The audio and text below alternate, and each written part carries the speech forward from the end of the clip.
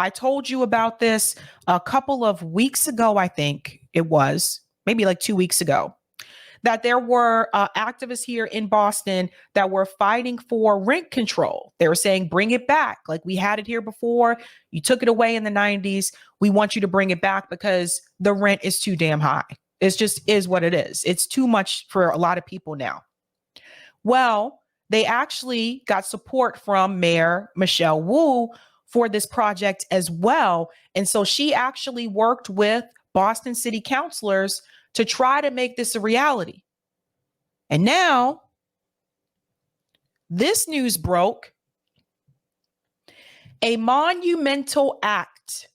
Boston City Council advances Mayor Wu's rent control plan to the State House. So this is huge, you guys. Like, I did not expect this to move that fast, but it did. Let's get into this. The Boston City Council voted to advance Mayor Michelle Wu's rent stabilization plan to state lawmakers on Wednesday, jumping the first legislative hurdle for a proposal seeking to cap rent increases in the city to a maximum of 10%. So this was the most difficult part, was getting it through the council. So you have to get it through the council first to even get it to the State House. So now all eyes will be on you, state representatives. We will be looking at you, because if this don't pass, we'll know who to point fingers to. Let's go on. Councilors voted 11-2 to pass the home rule petition, which, if enacted, would limit year-over-year rent hikes to the change in the consumer price index plus 6% or 10% at most. Whichever of the two figures is lower, the act would impact an estimated 56% of all rental units in Boston, or some 185,000 dwellings. Councilor Ricardo Arroyo, chairman of the Government Operations Committee, the body that considered the proposal in recent weeks, called the plan a monumental act for the city of Boston. Although councilors have heard from some residents and advocates who say the measures do not go far enough, and I just want to echo that, it should go further, but this is a step. To rein in the city's expensive rental market, Arroyo says he considers the limit proposed are a compromise number. Unfortunately, we heard stories of individuals who've had 100% price increases, 200% price increases, 80, 90% price increases. And I understand that for some, 10% doesn't go far enough. And in most cases, I would agree. But for those individuals, this would have been a large bomb on a problem that led to them either seeking new housing, home insecurity, or being put on the street. And I want to add something here about these 200% increases that some people did receive.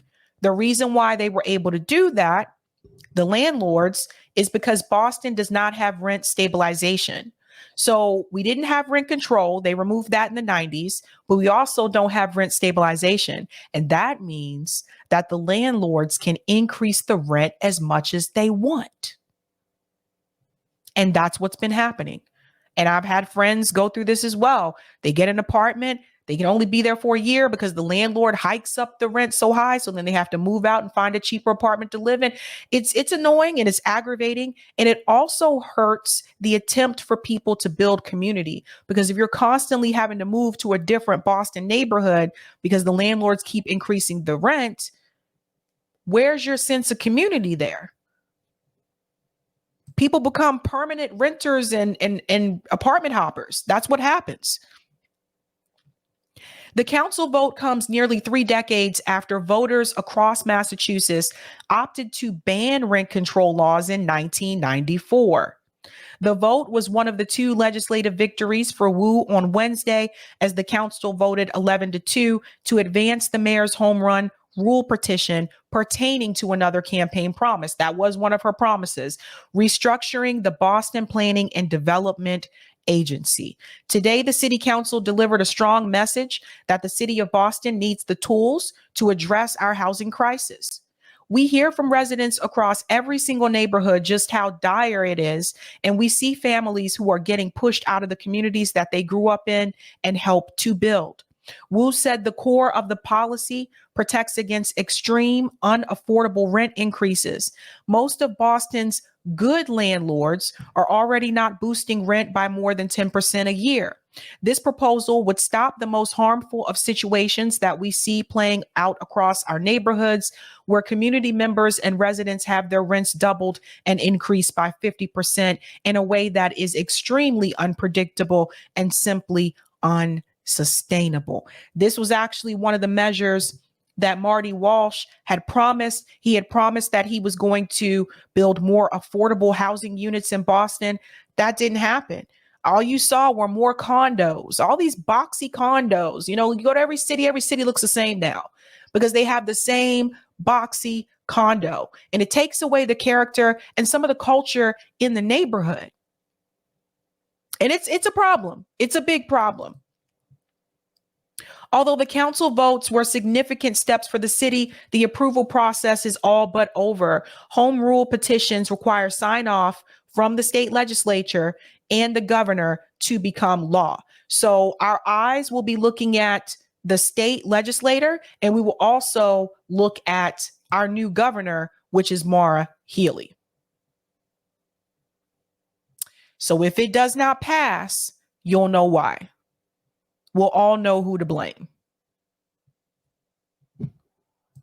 But it's a small step. It's a small step. But we'll see what happens from here. Oh, there's one more piece here. I'm sorry. This piece right here. Wu plans to provide several exemptions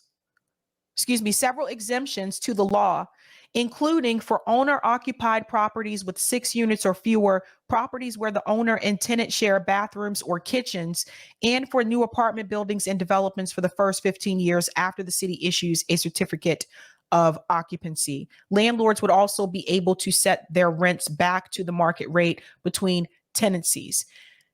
The home rule petition would establish other renters' protection too, such as allowing the city to put in place just cause eviction regulations. Those measures would allow tenants to only be evicted for cause, from failure to pay rent to substantial lease violations. Additionally, the city would be able to create a rent board where renters could appeal their cases before heading to housing court. So we'll see. We'll see what happens, but I'll keep you posted. Make sure I go to the comments here. American Idol says America provides so many opportunities to starve, fall through the cracks, and lose everything. Eric says need to build more housing.